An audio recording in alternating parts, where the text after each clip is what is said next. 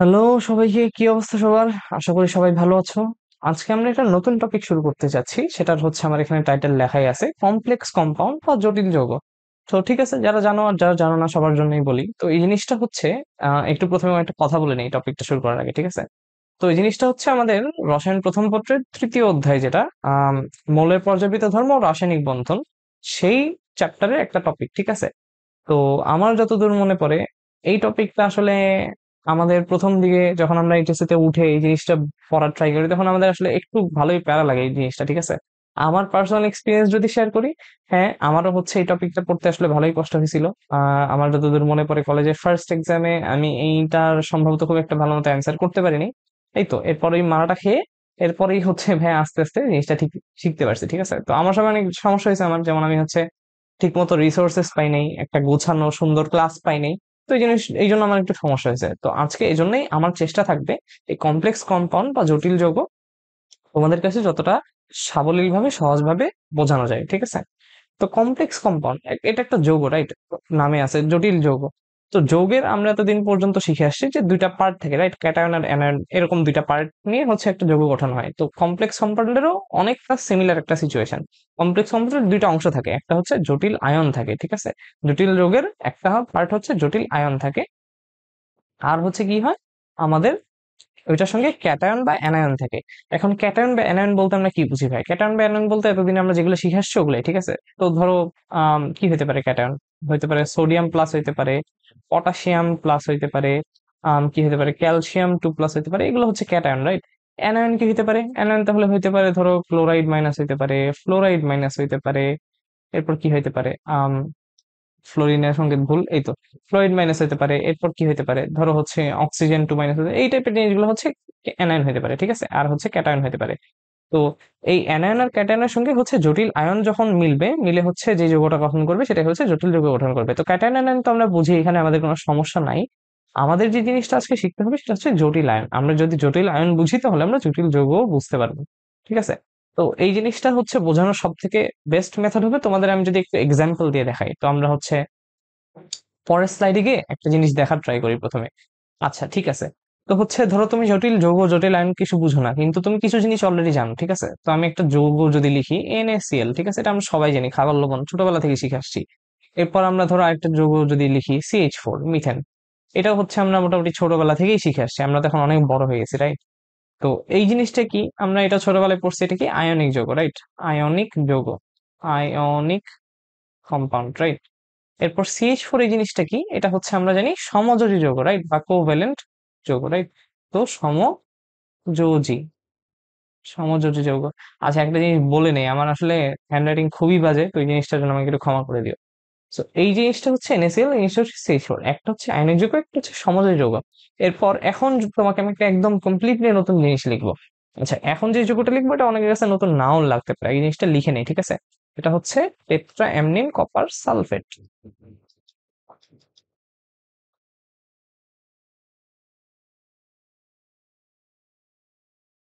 Tetra ammine copper sulphate, এই যৌগটা। আচ্ছা অনেকের কাছে এই যৌগটা পরিচিত লাগতেও পারে, এটা হচ্ছে এর আগেও একটা জায়গায় ছিল। এটা হচ্ছে রসায়ন প্রথম পত্রের দ্বিতীয় যে অধ্যায় গুণগত রসায়ন, ওইখানের একটা টপিক ছিল আমাদের আয়ন শনাক্তকরণ। ওইখান থেকে আমরা হয়তো অনেকে জানি কপার 2+, কপার 2+ শনাক্তকরণ এই জিনিসটা মানে তৈরি হয়তো। তো যারা আমরা পড়ছি তারা হচ্ছে এই জিনিসটা জানি, আর না পড়লেও সমস্যা নেই, ঠিক আছে? তো আমি যেটা তোমাদেরকে বুঝাইতে চাচ্ছি, এই তো এটা হচ্ছে একটা জটিল যৌগ, ঠিক আছে? তো এটা একটা জটিল যৌগ, এটা একটা আয়নিক, এটা একটা সমযোজী। দেখো তো আয়নিক আর সমযোজীর সঙ্গে এটার কোনো মিল আছে? এখানে আমরা কত রকমের জিনিসপত্র দেখতেছি। একটা থার্ড ব্র্যাকেট টাইপ কিছু জিনিস আসতেছে দেখতেছি ভাইয়ারা, আবার দেখতেছি হচ্ছে কি ফার্স্ট ব্র্যাকেট টাইপ জিনিসপত্র আছে, এরকম জিনিসপত্র। এটার সঙ্গে কি এদের কোনো মিল আছে? নাই। এই টাইপের জিনিসগুলো হচ্ছে অ্যাকচুয়ালি আমাদের জটিল যৌগ, ঠিক আছে? আরো যদি কিছু এক্সাম্পল দেখাই ভাইয়া, আরো যদি কিছু এক্সাম্পল দেখাই, আম, এটা একটা এক্সাম্পল, K4Fe CN6, এটার নাম হচ্ছে পটাশিয়াম ফেরোসায়ানাইড, অথবা এটা অন্য নামেও হয়তো জানতে পারো, পটাশিয়াম হেক্সাসায়ানোফেরেট 2, ঠিক আছে? তো এখানে আমি মাত্র দুইটা নাম বললাম, তো এখানে প্যারা হওয়ার কিছু নাই, ঠিক আছে? জটিল যুগ একটা বিশাল টপিক, বললাম এটা নিয়ে মানুষ প্যারা খায়, তো অনেক ব্যাপার স্যাপার আছে, এটা আসলে পড়ার কোনো শেষ নাই। এটা নিয়ে আমরা ভার্সিটিতেও কিন্তু অ্যাকচুয়ালি আমাদের এখন পড়াচ্ছে, ঠিক আছে? তো বুঝতে পারতেছে জিনিসটা কতটা গভীরে যায়। তো আমরা হচ্ছে এক একটা ক্লাসে এক একটা জিনিস এক্সপ্লোর করব। আজকে হচ্ছে আমরা নামকরণ নিয়ে কথাবার্তা বলবো না, তো ভাইয়া যেটা বলেন নাম ওইটার উপর হচ্ছে ভরসা রেখে দাও। আজকে নাম মুখস্থ টুখস্থ কিছু করা লাগবে না, এই নামগুলো করারও সিস্টেম আছে, ঠিক আছে? তো এগুলো আমরা পরে জানবো। তো যেখানে ছিলাম, এটা একটা জটিল যুগ, এটাও কিন্তু একটা জটিল যুগ, ঠিক আছে? তো এখন এই জটিল যুগের সঙ্গে আমাদের হচ্ছে প্রিভিয়াস স্লাইডে আমরা যে কথাটা লিখছি ওটা মিলে কিনা চলো আমরা চেক করি। তো ধরো তুমি জটিল যুগ কিছুই বুঝো না, কিন্তু তুমি কিছু জিনিস তো বুঝো এই যোগের। এই যে এই পার্টটা কি পরিচিত পরিচিত লাগে, সালফেট, রাইট? সালফেট এটা হচ্ছে যদি আমরা লিখি সালফেট 2 মাইনাস, রাইট? তো এটা একটা কি, আমরা যৌগমূলক, আমরা ছোটবেলায় শিখে এসেছি যৌগমূলক, সালফেট 2 মাইনাস। তো দেখো তো ভাইয়া, একটা যৌগ নর্মালি কি হয়, প্রশম হয়, রাইট? একটা যৌগের হচ্ছে ওভারঅল চার্জ, যৌগের মোট চার্জ শূন্য হওয়া লাগে, রাইট? এই পার্টটার যদি চার্জ 2 মাইনাস হয়, তার মানে বোঝাই যাচ্ছে এই পুরো পার্টটা থার্ড ব্র্যাকেটের ভিতরে যা আছে এই পুরো জিনিসটার চার্জ কি 2 প্লাস হওয়া লাগবে, রাইট? 2 প্লাস হওয়া লাগবে, রাইট? তার মানে এটা একটা আয়ন, এতটুকু আমরা বুঝলাম, যেহেতু চার্জ আছে এটা একটা আয়ন। কিন্তু এটা কি ধরনের আয়ন, এটা কি নর্মাল আয়ন, এটা কি সোডিয়াম এই যে Na+ এর মতো কোনো আয়ন? না, এটা Na+ এর মতো কোনো আয়নই না। এটা কি, এটা একটা জটিল আয়ন। তার মানে আমরা যদি প্রিভিয়াস স্লাইডে ফিরে যাই, এই যে আমাদের এই কথাটুকু কি, জটিল আয়ন প্লাস কি, ক্যাটায়ন বা অ্যানায়ন। এখানে দেখো তো, এখানে সালফেট কি, এটা একটা কি, এটা একটা অ্যানায়ন না এক ধরনের, এটা হচ্ছে একটা যৌগমূলক, ঠিক আছে? কিন্তু এটা কি, নেগেটিভ যৌগমূলক, রাইট? তার মানে কি, এটা একটা অ্যানায়ন, ঠিক আছে? তার মানে এটা কি, সালফেট 2 মাইনাস, এটা একটা অ্যানায়ন।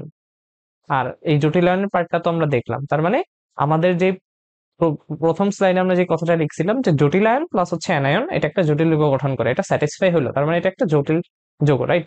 এরপরে ধরো এইটার এক্সাম্পল দেখি। ধরো এটা তুমি কিছুই বুঝো না, কিন্তু এই প্রথম পার্টটা তো বুঝো যে পটাশিয়াম আছে, রাইট? তো পটাশিয়াম নর্মালি কি হয়, পটাশিয়াম প্লাস চার্জ হয় না? ধরো এই যে KCl যেটা হয়, এখানে তো পটাশিয়ামের প্লাস চার্জ হচ্ছে +1, রাইট? তো এখানেও ওই পটাশিয়ামেরই +1 চার্জই হবে, ঠিক আছে? তো ওর চার্জ যদি +1 হয়, এরকম যদি চারটা হয়, তাহলে এদের কি মোট চার্জ কি +4 না? তো প্রথমে যে কথাটা বলছিলাম যে একটা যৌগ স্টেবল হওয়ার জন্য কি হওয়া লাগবে তোমার, এদের সার্বিক চার্জ 0 হওয়া লাগবে। তো এর যদি +4 চার্জ হয়, তুমি বুঝতে পারছো ব্র্যাকেটের ভিতরে পুরো যে জিনিসটা আছে, পুরো যে জিনিসটা আছে এর চার্জ কি অবশ্যই -4 হওয়া উচিত, রাইট? তো -4 যদি হয়, তার মানে বুঝতেছো এটা একটা কি, আয়ন। এটা কোন ধরনের আয়ন? এটা একটা নেগেটিভ আয়ন বা অ্যানায়ন, রাইট? তো এই জিনিসটা অ্যাকচুয়ালি আমাদের জটিল আয়ন, আর এই জিনিসটা অ্যাকচুয়ালি আমাদের ক্যাটায়ন। তো এই জিনিসটাও কি আমাদের শর্তকে হচ্ছে স্যাটিসফাই করে? কি বলছিলাম, জটিল আয়ন প্লাস ক্যাটায়ন। তো এখানে ক্যাটায়নটা কি, ক্যাটায়ন হচ্ছে আমাদের পটাশিয়াম আয়ন, রাইট? তো এই যে পটাশিয়াম আয়ন আমরা লিখছিলাম, তার মানে এটা আমাদের এতটুকু আমাদের ঠিক আছে। আর কি, আমাদের একটা জটিল আয়ন লাগবে, সেই জটিল আয়নটা হচ্ছে এখান থেকে। তার মানে আরেকটা অবজারভেশন কি বোঝা গেল, যে এইখানে একটা জটিল আয়ন আমরা পাচ্ছি যেটার চার্জ হচ্ছে 2 প্লাস, মানে একটা পজিটিভ চার্জ পাচ্ছি। আর এখানে একটা জটিল আয়ন পাচ্ছি, সেটা অন্য একটা জটিল আয়ন, সেটা কি একটা নেগেটিভ চার্জ পাচ্ছি। তার মানে জটিল আয়ন কি পজিটিভও হওয়া সম্ভব, নেগেটিভও হওয়া সম্ভব, তাই তো? তার মানে এগুলা কি দুই ধরনের হওয়া সম্ভব, একটা হচ্ছে কি আমাদের ক্যাটায়নিক, আর একটা কি আমাদের অ্যানায়নিক, তাই তো? তো হচ্ছে কি, ধনাত্মক বা ঋণাত্মক বলতে পারি, ধনাত্মক বা ঋণাত্মক। তার মানে কি দুই ধরনের ভ্যারিয়েশন আছে জটিল আয়নের। ওকে, তো হচ্ছে এতদূর পর্যন্ত আমাদের ক্লিয়ার হলো যে কমপ্লেক্স কম্পাউন্ড মোটামুটি দেখতে কিরকম। আচ্ছা ঠিক আছে, এতটুকুই কি কমপ্লেক্স কম্পাউন্ডের ডোমেন? এগুলো হলে কি কমপ্লেক্স কম্পাউন্ড না? এখানে হচ্ছে প্যাচটা লাগবে। আসলে ভাই কেমিস্ট্রি পড়তে আসছো, একটু প্যাচ না হলে কি হয়? না, একটু প্যাচ না হলে কি হয়? তো আমাদের হচ্ছে আরেকটু কিছু আমরা জটিল যৌগ দেখবো এখন, এগুলো দেখে তোমাদের মাথায় প্যাচ খাবে। ট্রাস্ট মি, তোমাদের বয়সে আমারও মাথায় প্যাচ খাইছে, তো এটা নিয়ে ভয় পাওয়ার কিছু নেই। জিনিসটা হচ্ছে আমরা ধীরে ধীরে শিখবো, ঠিক আছে? তো আরেকটা জটিল যৌগ আমি এখন লিখবো, এটা লিখলেই বলবে এই ভাই এগুলা কি পড়াইছেন, তখন তো সব ভুল। ঠিক আছে, তারা হয় না। FeCO, আহা, FeCO5, এটাও কিন্তু একটা জটিল যৌগ, এটার নাম হচ্ছে পেন্টাকার্বনিল আয়রন, ঠিক আছে? এটা কিন্তু একটা জটিল যৌগ। এখন দেখো এটার সঙ্গে আবার হচ্ছে কি, এদের কোনো চেহারার মিল নাই, রাইট? এর কোনো থার্ড ব্র্যাকেট নাই, জাস্ট একটা ফার্স্ট ব্র্যাকেট, আর হচ্ছে কি একটা হচ্ছে এখানে CO টাইপের কিছু একটা আছে, এটা আমরা কি এখনো বুঝি না, পরে বুঝবো, ঠিক আছে? এটা একটা জটিল, এটাও কিন্তু একটা জটিল যৌগ। তার মানে তোমাদের বয়সে হচ্ছে, আমারও যেরকম ধারণা ছিল, তোমাদের প্রথম থেকে এরকম একটা ধারণা থাকতে পারে যে ভাই জটিল যৌগ মনে হয় থার্ড ব্র্যাকেট থাকলে জটিল যৌগ হবে, ঠিক আছে? তো এটা কি ট্রু হইলো? ট্রু হইলো না তো। এটাও তো একটা জটিল যৌগ, রাইট? এটাও একটা জটিল যৌগ, এটার কোনো থার্ড ব্র্যাকেট আছে নাই। তার মানে শুধুমাত্র নিজেদের চিন্তা এইটুকুর মধ্যে সীমাবদ্ধ রাখলে হবে না, যে থার্ড ব্র্যাকেট থাকলেই জটিল যৌগ হয়, ঠিক আছে? থার্ড ব্র্যাকেট ছাড়াও জটিল যৌগ সম্ভব, যেমন এটা আছে। সামনে আমরা আরো এক্সাম্পল দেখবো, এই ক্লাসের শেষের দিকে আমরা এক্সাম্পল দেখবো। আসলে কোনটা জটিল যৌগ না কোনটা জটিল যৌগ এটা আসলে বোঝার আসলে ডিরেক্ট কোনো উপায় নেই। এগুলো আসলে আমরা নেচার থেকে পাই, তো পাওয়ার পর আমরা অ্যানালাইজ করে আমরা ব্যাখ্যা দিই যে ও আচ্ছা এটা জটিল যৌগ এটা জটিল যৌগ না। তো আসলে বেস্ট আসলে মেথড হচ্ছে তোমার জানতে হবে অনেকগুলো জটিল যৌগ, ধরো 10-20টা জানতে হবে। এটা শুনে প্যারা খাওয়ার কিছু নাই। প্রথম দিকে মনে হতে পারে ভাই এতগুলো এগুলো কি মুখস্থ করবো, এগুলো কিছুই না ভাই। তোমার জটিল যৌগের টপিকই সাব টপিকই আছে তোমার 5-6টা।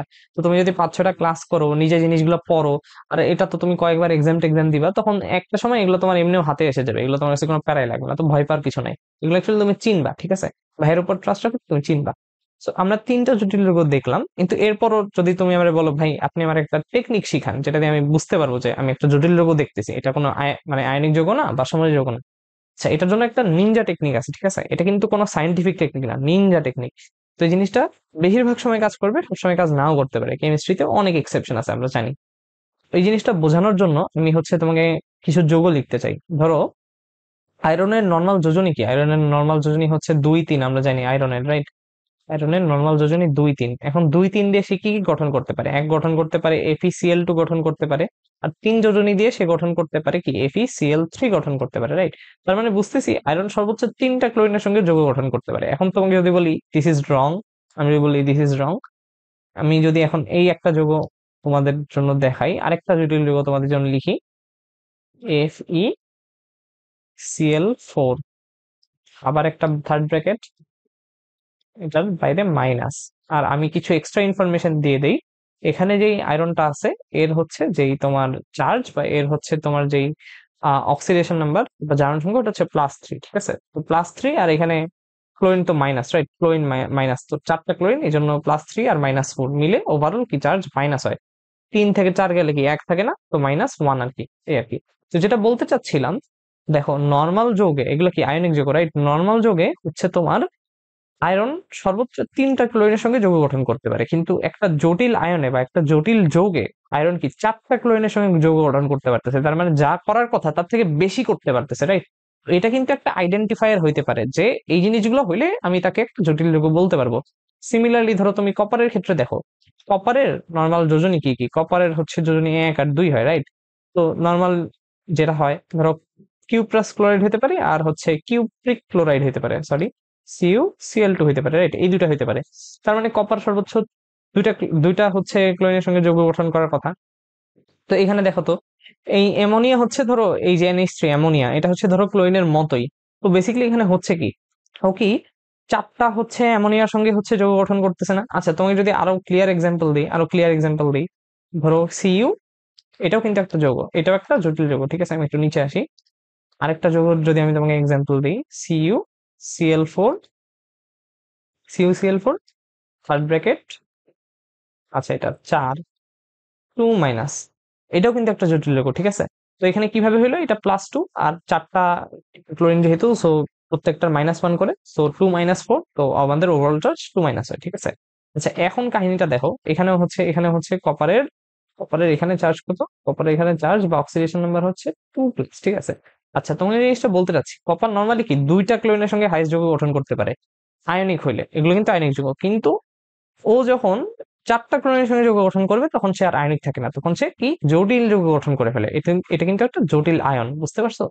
তার মানে একটা নিনজা টেকনিক হইতে পারে, এটা এটা কিন্তু সবসময় ট্রু না। একটা নিনজা টেকনিক হইতে পারে যে আমরা আয়নিক যৌগের সঙ্গে কম্পেয়ার করব, যে একটা যৌগ হচ্ছে যেই সর্বোচ্চ যে যোজনী প্রদর্শন করে, সর্বোচ্চ যেই যতগুলা হচ্ছে মৌলের সঙ্গে বা যতগুলো হচ্ছে পরমাণুর সঙ্গে যৌগ গঠন করার কথা তার থেকে যদি বেশি করে ফেলে, তার মানে বুঝতে হবে, তখনই বুঝতে হবে যে এটা একটা জটিল যৌগ।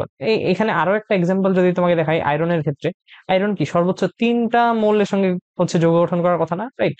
3টা মৌলের সঙ্গে 3টা হচ্ছে পরমাণুর সঙ্গে যৌগ গঠন করার কথা। এখানে সায়ানাইড 3টা হচ্ছে কি যৌগমূল, এখানে 6টা সায়ানাইড বা 6টা হচ্ছে যৌগমূলকের সঙ্গে কিন্তু সে যৌগ গঠন করতেছে। তার মানে কি ওর লিমিটের থেকে অনেক বেশি যাচ্ছে, তার মানে এটা দ্বারা আমরা বুঝতে পারি যে ও একটু জটিল যৌগ, ঠিক আছে? তো এটা একটা ট্রিক আর কি, এটা এমনিতে জাস্ট মনে রাখার জন্য, কিন্তু আমাদের যেটা করা লাগবে, আমাদের অনেকগুলো জটিল যৌগ শিখতে হবে, ঠিক আছে? তো আমরা এখন নেক্সট টপিকে যাই। তো আমরা মোটামুটি হচ্ছে জটিল যৌগের কিছু একটা ব্রিফ পরিচয় হয়েছে। এখন আমরা জটিল যৌগের অনেকগুলো পার্ট আছে, ঠিক আছে? ওই পার্ট গুলো নিয়ে হচ্ছে আমরা একটু আলোচনা করবো। তো এটার জন্য আমরা একটু সংজ্ঞা পড়ি, ঠিক আছে? আমাদের কিন্তু এই সংজ্ঞাগুলো অ্যাকচুয়ালি লিখতে হয়, হচ্ছে ক নাম্বারে কিন্তু আসে। তো এই সংজ্ঞাগুলো একদম মানে হেলাফেলা করলে হবে না। তো আমরা একটু লাইন বাই লাইন পড়বো, এরপর সংজ্ঞাটা আমরা বোঝার চেষ্টা করবো, বুঝে বুঝে পড়বো। আচ্ছা, সো সংজ্ঞাটা হচ্ছে একটি ধাতব পরমাণু বা আয়নের সাথে, একটি ধাতব পরমাণু বা আয়নের সাথে, আমি লেজার পয়েন্টারটা নেই, একটি ধাতব পরমাণু আয়নের সাথে এক বা একাধিক ঋণাত্মক আয়ন বা প্রশম অণু সন্নিবেশ বন্ধন দ্বারা যুক্ত হলে যে জটিল কাঠামোর আয়ন গঠিত হয় তাকে জটিল আয়ন বলে। আচ্ছা ভাই, কিছু বুঝি নাই, জাস্ট শেষের কয়েকটা একটা জিনিস বুঝছি। শেষের জিনিসটা কি বুঝছি ভাই? এটা হচ্ছে জটিল কাঠামোর হয়, রাইট? ঠিক আছে, জটিল কাঠামোর আয়ন গঠন করে। এই জন্যই কি এদের নাম অ্যাকচুয়ালি জটিল যৌগ হয়েছে বা জটিল আয়ন হয়েছে, রাইট? কারণ এদের অ্যাকচুয়ালি তোমার যে 3D স্ট্রাকচারটা দেখতে অনেক জটিল। তো এখন ভাইরে বইলো না যে ভাই একটু দেখান, দেখাইলে কিন্তু মাথা উঠে যাবে, বুঝছো? এই ক্লাসে এটা দেখানো সম্ভবই না। এটাও কিন্তু জটিল লোকের একটা টপিক, জটিল লোকের আকৃতি, কিন্তু এটা আমরা শেষের দিকে গিয়ে পড়বো, ঠিক আছে? আমরা আগে বেসিক থেকে বুঝি, পরে আমরা হচ্ছে এই জিনিসগুলো বুঝবো। কিন্তু সংজ্ঞায়ও লেখা আছে আর ভাইও বলতেছে, বিশ্বাস করে নাও যে জটিল লোকের আকৃতি আসলেই হচ্ছে একটু জটিল হয়, বুঝতে পারছো? তাই কিন্তু এদের নাম জটিল যৌগ।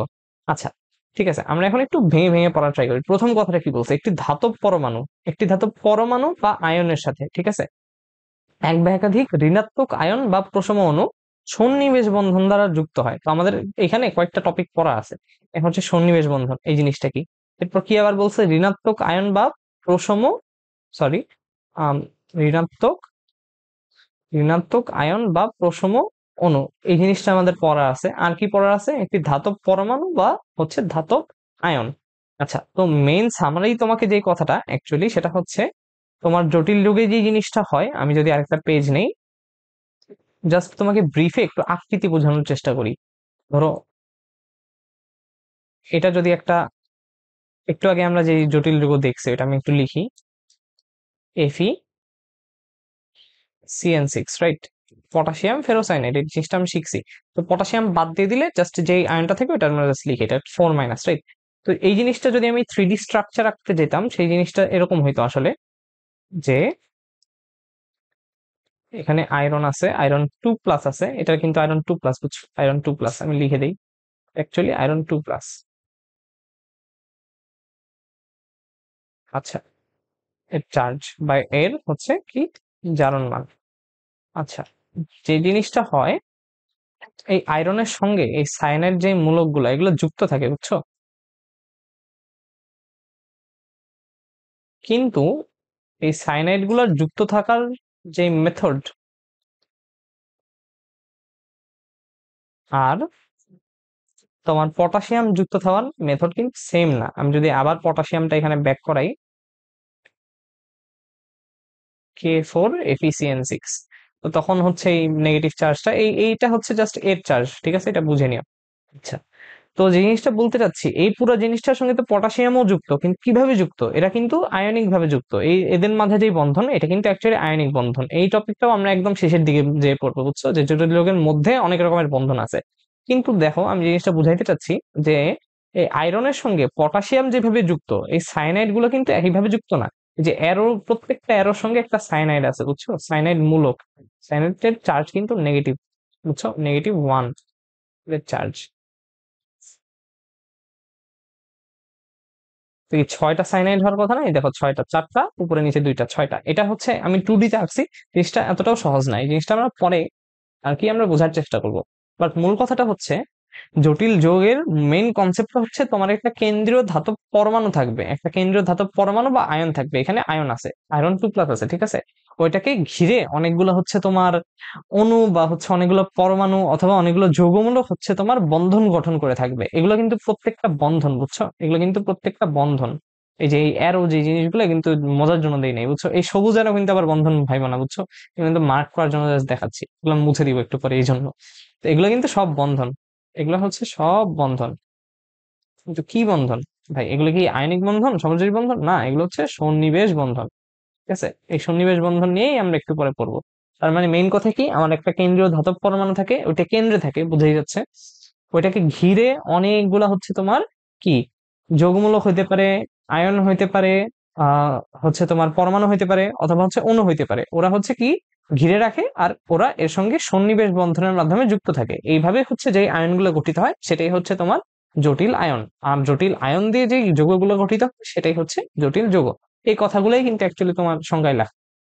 কি বলছে? একটি ধাতব পরমাণু বা ধাতব আয়নের সাথে, ঠিক আছে? তো এই যে এখানে হচ্ছে ধাতব পরমাণু, এখানে ধাতব আয়নটা আছে, ঠিক আছে। সাথে এক বা একাধিক, এক বা একাধিক মানে অনেকগুলা হইতে পারে বা একটা হইতে পারে ঋণাত্মক আয়ন বা প্রশম অণু সন্নিবেশ বন্ধন দ্বারা যুক্ত হয়। এই যে অনেকগুলা কি ঋণাত্মক আয়ন, এখানে হচ্ছে ঋণাত্মক আয়নই আমরা পাচ্ছি, এটা একটা যৌগমূলক, রাইট? ঋণাত্মক আয়ন সন্নিবেশ বন্ধন, কিসের মাধ্যমে? সন্নিবেশ বন্ধনের মাধ্যমে যুক্ত থাকে। যুক্ত হলে যে জটিল কাঠামোর আয়ন গঠিত হয়, দেখেই বোঝা যাচ্ছে খুব জটিল একটা জিনিস, যে জটিল কাঠামোর আয়ন গঠিত হয় তাকে কি বলে? জটিল আয়ন বলে, ঠিক আছে। তো এটাই হচ্ছে আমাদের বেসিক ডেফিনেশন ছিল। আচ্ছা, তো আমি এই সবুজগুলো এখনই মুছে দিই, পরে আমার এত ধরবা যে ভাই এগুলো আবার বন্ধন আঁকছেন। আচ্ছা, তো এগুলো হচ্ছে আমাদের সন্নিবেশ সমষ্টি বন্ধন, তো এটা আমাদের সংজ্ঞা ছিল, ঠিক আছে। এরপরে হচ্ছে আমরা যদি জটিল যৌগের হচ্ছে সংজ্ঞাটা দেখি, ওইটা ভাই কিছুই না, জটিল আয়ন দ্বারা গঠিত যৌগকে জটিল যৌগ বলে। এখানে এই লাইনগুলো দ্বারা ভাই কি বোঝাচ্ছেন? জিনিসটা আমি বোঝাচ্ছি যেটা, যে তোমাকে যদি কখনো জটিল আয়ন কাকে বলে জিজ্ঞেস করে, তুমি এই কথাটা লিখবা। আর এইটাই যে একদম মানে লাইন বাই লাইন লিখতে হবে এমন কোনো কথা নেই, এটা হচ্ছে তোমার ডেফিনেশন ঠিক রেখে তুমি তোমার ভাষায় যেভাবে মোটামুটি বুকিশ ল্যাঙ্গুয়েজে যেভাবে লিখতে পারো এভাবে লিখলেই হবে, ভাইটা একদম কপি পেস্ট মারতে হবে এমন কোনো বাধা নাই, ঠিক আছে। তো তোমাকে যদি জটিল আয়ন কাকে বলে জিজ্ঞেস করে, তখন তুমি এই সংজ্ঞাটা লিখবা। তোমার যদি বলে জটিল যৌগ কাকে বলে, তখন তুমি কি করবা? তখন তুমি কি করবা, এই জটিল আয়নের যে সংজ্ঞাটা আছে পুরোটা তো তোমার লিখতে হবেই। এই জন্য হচ্ছে তোমার এই লাইন গুলো দিছি, মানে ওগুলোই আবার লিখবা। আবার শেষে জাস্ট একটা লাইন অ্যাড করে দিবা যে জটিল আয়ন দ্বারা গঠিত যৌগকেই জটিল যৌগ বলে। বুঝতে পারছো? তো এটা হচ্ছে আমাদের জটিল যৌগের ডেফিনেশন ছিল। আমরা আরো কিছু জিনিস মিলাই পড়ার ট্রাই করি। প্রথমে ডেফিনেশনে কি ছিল? ধাতব পরমাণু অথবা আয়নের সাথে। আমরা তো এখানে আয়ন দেখলাম, ঠিক আছে, পরমাণু কি সম্ভব? পরমাণু মানে কি? যেটার হচ্ছে কি কোনো চার্জ নাই, রাইট? এখন দেখো তো এই স্লাইডটায় আমরা এটা কি একটা জটিল যৌগ বলছিলাম না, পেন্টাকার্বনিল আয়রন। এই আয়রনের দেখো তো কোনো চার্জ আছে? ওর চার্জ হচ্ছে 0। তার মানে কি এটা একটা ধাতু, রাইট? একটা জাস্ট পিওর ধাতু, ওর কি কোনো চার্জ নাই, ও তার মানে কোনো আয়ন না। তো এটা কিন্তু বলা হয়েছে যে ধাতব পরমাণু। তো ধাতব পরমাণু এই জিনিসটা কিন্তু আমরা পাইছি, যে এই কেসে একটা ধাতব পরমাণু পাচ্ছি আমরা। অথবা আয়ন, আয়ন তো আমরা দেখলামই, এই যে আয়রন 2+ যেটা, এটা হচ্ছে কি? এটা হচ্ছে এই যে পটাশিয়াম হেক্সাসাইনোফেরেটের ক্ষেত্রে, ঠিক আছে। তো একটা ধাতব পরমাণু বা আয়ন এতটুকুর সাথে এক বা একাধিক ঋণাত্মক আয়ন, ঋণাত্মক আয়নের কেসটা আমরা দেখছি, এই যে সায়ানাইড, এগুলো তো সব নেগেটিভ আয়ন, রাইট? নেগেটিভ যৌগমূলক। তো ঋণাত্মক আয়নের পার্টটাও আমরা বুঝি, ঋণাত্মক আয়নের পার্টটাও আমরা বুঝি। এরপরে কি? প্রশম অণু। প্রশম অণু হচ্ছে আরেক ধরনের জিনিস, ঠিক আছে। প্রশম অণু সম্ভব। প্রশম অণু হচ্ছে, আমরা চলো তো দেখি পাওয়া যায় কিনা। এই যে দেখো ভাই, প্রশম অণু পাওয়া গেছে। এই কার্বনিল, ওরও কি কোনো চার্জ আছে? ওরও চার্জ নাই, ওরও চার্জ 0। আর এই জিনিসটা কি একটা অণু না? এটা একটা কিন্তু একটা অণু, সিও, এই দুটা মিলে একটা অণু। তো প্রশম অণুও কিন্তু সম্ভব। তো এই যে যে তোমার যে ধাতব পরমাণু বা আয়ন, তার সঙ্গে এক বা একাধিক ঋণাত্মক আয়নও যুক্ত হতে পারে, অথবা প্রশম অণুও যুক্ত হতে পারে। কিসের মাধ্যমে? সন্নিবেশ বন্ধনের মাধ্যমে যুক্ত হবে। হলে যে জটিল আয়ন গঠিত হয় তাকে হচ্ছে জটিল আয়ন বলে, ঠিক আছে।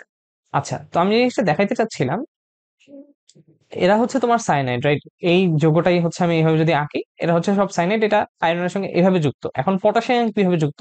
পটাশিয়াম হচ্ছে ভাইয়া খুব বেসিক ভাবে যুক্ত, আয়নিক ভাবে যুক্ত। ওই জিনিসটাই আমি তোমাকে একটু দেখাইতে চাই। আচ্ছা, আমি যদি সব একটু নেই, এক সেকেন্ড, এক সেকেন্ড। আচ্ছা,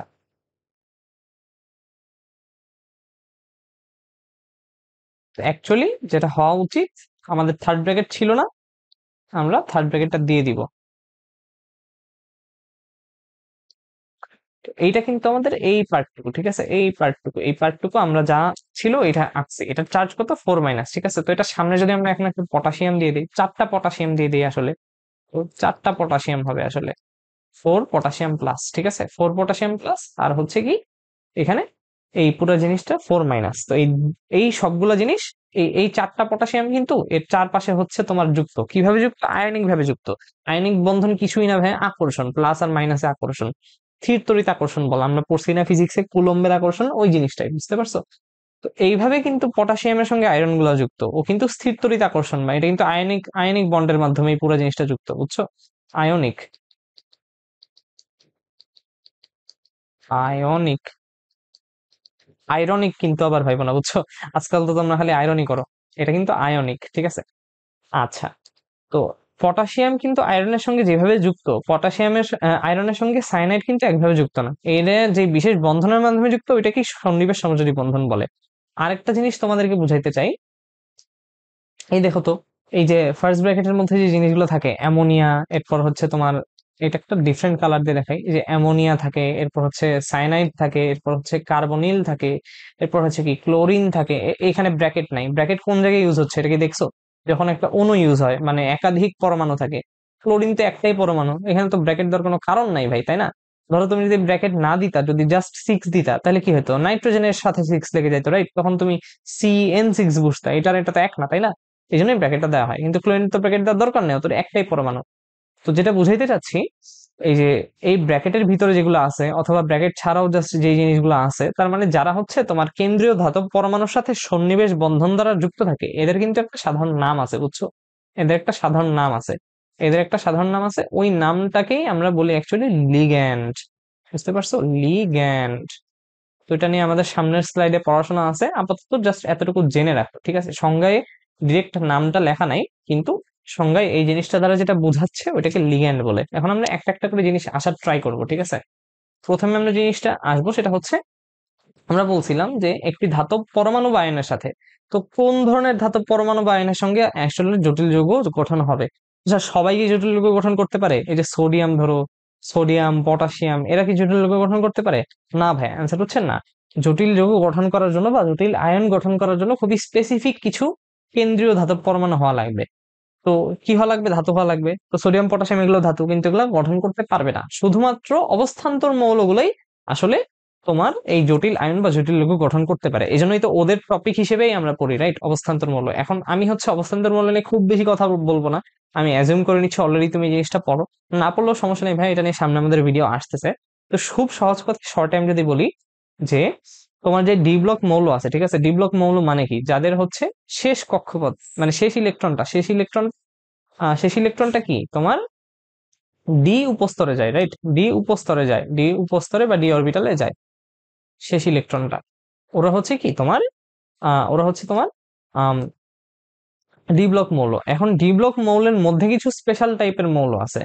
সেই সব ডি ব্লক মৌলের, যেসব ডি ব্লক মৌলের স্থিতিশীল আয়নের ইলেকট্রন বিন্যাসে আংশিক পূর্ণ ডি অরবিটাল থাকে, ওদেরকে অ্যাকচুয়ালি অবস্থান্তর মৌল বলা হয়, ঠিক আছে? তো আমি বললাম খুব বেশি ডিটেলসে যাব না, কিন্তু আংশিক পূর্ণ ডি অরবিটাল বলতে কি বোঝায় ভাই? ডি অরবিটালের ধরো তোমার ক্যাপাসিটি কত? 10টা ইলেকট্রন, রাইট? ডি হচ্ছে 0 হইতে পারে, ডি 0 থেকে ডি10 পর্যন্ত হইতে পারে, রাইট? ওর হয়তো 0টা ইলেকট্রন থাকবে, বা ওর হচ্ছে 10টা ইলেকট্রন থাকবে। তো যখন ওর 0টা ইলেকট্রন থাকে, ও কি অপূর্ণ, রাইট? ওর মধ্যে কিছুই নাই। আর যখন ওর ডি10 হয়, তখন ওর সম্পূর্ণ পূর্ণ, তার মানে ওর মধ্যে কোনো স্পেসই নেই, পুরাটাই ভরা, রাইট? একটা রুম পুরাপুরি ফিল আপ। এই দুইটা কেস ছাড়া অন্য যে কেসগুলো হয়, ওগুলাই কিন্তু আংশিক ভাবে পূর্ণ, বুঝছো? এটাকেই আমরা আংশিক ভাবে পূর্ণ বলতেছি। তার মানে ডি1 থেকে ডি9, এদের যে রকম ইলেকট্রন, যাদের হচ্ছে স্থিতিশীল আয়নের ইলেকট্রন বিন্যাস এরকম থাকবে, ওরাই অ্যাকচুয়ালি অবস্থান্তর মৌল। তো এই জিনিসটা নিয়ে আবার বলতেছি, খুব বেশি বললাম না, এই জিনিসটা নিয়ে সামনে আরো কথাবার্তা হবে। তো এমনিতে আমরা কিছু অবস্থান্তর মৌল চিনি, যেমন হচ্ছে আয়রন আছে, ক্রোমিয়াম আছে, কোবাল্ট আছে, এরপর কি হতে পারে? নিকেল হইতে পারে, এরপর কি কপার হইতে পারে, রাইট? এগুলো হচ্ছে অনেক রকমের অবস্থান্তর মৌল। তো আমাদের যে জটিল আয়ন, এটা ফর্ম করার জন্য আমাদের যে কেন্দ্রীয় ধাতব পরমাণু লাগবে, সেটা অ্যাকচুয়ালি এই অবস্থান্তর মৌলগুলোর মধ্যে থেকেই হইতে হবে, অন্য কোনো কিছু হইলে হবে না, সোডিয়াম পটাশিয়াম হইলে হবে না। এটা হচ্ছে আমাদের 1 নাম্বার কথা। 2 নাম্বার কথা, এখন আমরা একটু সন্নিবেশ সমযোজী বন্ধন বোঝার চেষ্টা করি। এতক্ষণ তো ভাইয়া অনেক মানে সমযোজী বন্ধন মানে গলা ফাটাই ফেললো। সন্নিবেশ সমযোজী বন্ধন আমাদের একটু বোঝা লাগবে, ঠিক আছে? তো সন্নিবেশ সমযোজী বন্ধন না বুঝলেও আমরা যে জিনিসটা বুঝি, সেটা হচ্ছে সমযোজী বন্ধন। তো আমরা একটু মিলাই মিলাই পড়ার ট্রাই করি, ঠিক আছে? তো সমযোজী বন্ধন আমরা তো অ্যাকচুয়ালি বুঝি, রাইট? ধরো আমাদের একটা ক্লোরাইড আছে, একটা একটা ক্লোরিন আছে, একটা ক্লোরিন আছে। তো ক্লোরিনের কি শেষ কক্ষপথে কয়টা ইলেকট্রন থাকে? 7টা থাকে, রাইট? তো এখানে আমরা একটা স্ট্রাকচার আঁকার চেষ্টা করছি ওর শেষ কক্ষপথের। তো আমাদের শেষ কক্ষপথে 7টা ইলেকট্রন আছে এই ক্লোরিনের, এই যে আমরা এই যে পিঙ্ক ডট দিয়ে বুঝাইছি, এই দুইটা দুইটা, 4টা, 6টা, এই যে একটা 7টা, রাইট? এই ক্লোরিনের ক্ষেত্রে আমরা ক্রস দিয়ে বুঝাইছি ইলেকট্রন গুলা, এগুলো কিন্তু কিছুই না, বুঝছো? এগুলো ইলেকট্রন বুঝাচ্ছি। তো ক্লোরিনেরও ওর মতোই, তো ভাই ভাই, একদম আইডেন্টিক্যাল টুইনস, রাইট? তো এখানে একটা ক্রস, এখানে একটা ক্রস, তার মানে একটা ইলেকট্রন, দুইটা ইলেকট্রন, 4টা, এখানে 6টা, এ নিয়ে মোট 7টা ইলেকট্রন। তো আমরা জানি প্রত্যেকটা মৌলই স্থিতিশীল হওয়ার জন্য অক্টেট ফিল আপ করার ট্রাই করে, রাইট? ওর হচ্ছে নিকটবর্তী হচ্ছে নোবেল গ্যাসের আদর্শ গ্যাসের মতো হওয়ার ট্রাই করে, রাইট? ওর নিকটবর্তী নিষ্ক্রিয় গ্যাসের মতো হওয়ার ট্রাই করে, রাইট? তো ওই চেষ্টা করতে গিয়ে সবসময় অক্টেট ফিল আপ করে, শেষ কক্ষপথে 8টা ইলেকট্রন রাখার চেষ্টা করে। এখন ও তো 7টা দিতেও পারবে না, আবার তো একটা নিতেও পারবে না। ও যেটা করতে পারে, অন্য ক্লোরিনের সঙ্গে একটা ভাগাভাগি করতে পারে, শেয়ার করতে পারে। এই দেখো দুইটা মিলে কি হচ্ছে, যে ওর যে এখানে একটা পিঙ্ক ইলেকট্রন ছিল, আর ওর যে এখানে একটা গ্রিন ইলেকট্রন ছিল ক্রস দিয়ে, এই দুইটা একই হচ্ছে শক্তি স্তরে একই সঙ্গে অবস্থান করে পাশাপাশি। তখন কি হয়, ওর কাছে মনে হয় যে ওর কক্ষপথে, ওর শেষ কক্ষপথে মনে হয় যে এই এই যে গ্রিনটা, এটা মনে হয় ওরও, তাহলে ওর তো আগে থেকে 7টা ছিল, ওরও একটা আছে, তাহলে ওর মনে হয় যে আমার 5টা আছে, তার মানে আমার অক্টেট ফিল আপ। ওরও সেম জিনিস মনে হয় যে আমার তো 7টা ছিল, আচ্ছা পিঙ্ক ইলেকট্রনটাও তো মনে হচ্ছে আমার, আমার হচ্ছে কি বলা যায়, আমার শক্তি স্তরে আছে, তার মানে এটাও মনে হয় আমারও। তার মানে ওরও মনে হয় যে অ্যাকচুয়ালি ওরও অক্টেট ফিল আপ হয়েছে। এইভাবে দুইটা ক্লোরিনেরই মনে হয় যে তাদের অক্টেট ফিল আপ হয়েছে। এইভাবে ওরা কিন্তু অ্যাকচুয়ালি কি করতেছে, ও হচ্ছে ইলেকট্রনটা শেয়ার করতেছে, ওই ইলেকট্রন শেয়ার করতেছে, তো দুজনেই একটা করে ইলেকট্রন শেয়ার করার মাধ্যমে যে বন্ধনটা গঠন করতেছে, ওইটা কি অ্যাকচুয়ালি সমযোজী বন্ধন গঠন করতেছে। এভাবে ক্লোরিন গঠন হয়, রাইট? এভাবে কিন্তু আমরা প্রথম দিকে একটা এক্সাম্পল দেখছিলাম মিথেনের। মিথেনের ক্ষেত্রেও সেম জিনিস ঘটে, রাইট? এখানেও হাইড্রোজেনের ইলেকট্রনগুলোর সঙ্গে কার্বনের ইলেকট্রন হচ্ছে শেয়ার হয়, হয়ে ইলেকট্রনটা গঠন যে বন্ধন গঠন করে, ওইটা হচ্ছে আমাদের সমযোজী বন্ধন। এখন আরেক টাইপের বন্ধন পসিবল, যেটা হচ্ছে সন্নিবেশ সমযোজী বন্ধন। ওইখানে যে জিনিসটা হয়, এখানে অ্যাকচুয়ালি একটা স্বার্থপর, আর আরেকটা হচ্ছে কি বলা যায়, খুব মানে দাতা, খুব হচ্ছে আম, খুব হচ্ছে আম, খুব হচ্ছে কি দাতা টাইপের একটা ফ্রেন্ড পাওয়া যায়, বুঝছো? খুব দয়ালু টাইপের একটা মানুষ পাওয়া যায়। সো এখানে আমাদের একটা খুবই ফেমাস এক্সাম্পল আছে, সেটা হচ্ছে অ্যামোনিয়াম। অ্যামোনিয়াম একটা আয়ন, আমরা জানছি এটা একটা যৌগমূলক, আমরা ছোটবেলায় পড়ে আসছি। এটা দেখতে আসলে কি রকম, দেখতে আসলে এই যে এরকম, যে একটা নাইট্রোজেন থাকে, ওটার সঙ্গে 3টা হাইড্রোজেন হচ্ছে কি সমযোজী বন্ধন দ্বারা যুক্ত থাকে। এই বন্ধনগুলো কি, এগুলো হচ্ছে সব সমযোজী বন্ধন, ঠিক আছে? এগুলো সব সমযোজী বন্ধন। আমি আবার হচ্ছে একটু গ্রিন আলো দিয়ে লিখি, এগুলো সব সমযোজী বন্ধন বোঝাচ্ছে, সমযোজী বন্ধন। আমার হাতে লেখা খুব খারাপ, হ্যাঁ সরি। আচ্ছা, তো এগুলো হচ্ছে সমযোজী বন্ধন দ্বারা যুক্ত 3টা হাইড্রোজেনের সঙ্গে। আর আরেকটা কি পিঙ্ক পিঙ্ক দেখতেছি, এগুলো কি, এগুলো হচ্ছে ইলেকট্রন, ভাইয়া। তো নাইট্রোজেনের ইলেকট্রন বিন্যাস যদি আমরা দেখি, নাইট্রোজেনের ইলেকট্রন বিন্যাস থেকে দেখবো ওর শেষ কক্ষপথে আসলে 5টা ইলেকট্রন থাকে। তো 3টা হচ্ছে আসলে বন্ধনে হচ্ছে অংশগ্রহণ করে। ধরো আমি যদি নাইট্রোজেনের ইলেকট্রন পিঙ্ক দিয়ে দেখাইতে চাই, তো ধরো এটা হচ্ছে নাইট্রোজেনের পিঙ্ক ইলেকট্রন, এটা হচ্ছে পিঙ্ক ইলেকট্রন, এটা হচ্ছে পিঙ্ক ইলেকট্রন, ঠিক আছে? আচ্ছা, আমি আবার এই গ্রিন জিনিসগুলো একটু মুছে দেই, তাহলে আবার তো ধরবো আমারে। অল্প করে একটু মোছার চেষ্টা করি। আচ্ছা, আচ্ছা, এগুলো হচ্ছে এগুলো হচ্ছে সব সমযোজী বন্ধন, ঠিক আছে? জিনিসটা বোঝানোর জন্য লিখছিলাম। এখন হচ্ছে আমি নাইট্রোজেনের ইলেকট্রন দেখাতে যাচ্ছি, রাইট?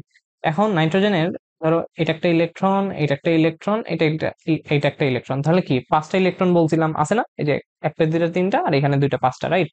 এখন যেটা হয়, নাইট্রোজেন তো হাইড্রোজেনের সঙ্গে সমযোজী বন্ধন গঠন করে, তো নাইট্রোজেন একটা ইলেকট্রন দেয়, হাইড্রোজেনও একটা দেয়। হাইড্রোজেনের ইলেকট্রন ধরো আমি যদি ক্রস দিয়ে বুঝাইতে চাই, আহা, ক্রস দিয়ে বুঝাইতে চাই, তাহলে হচ্ছে এরকম, রাইট?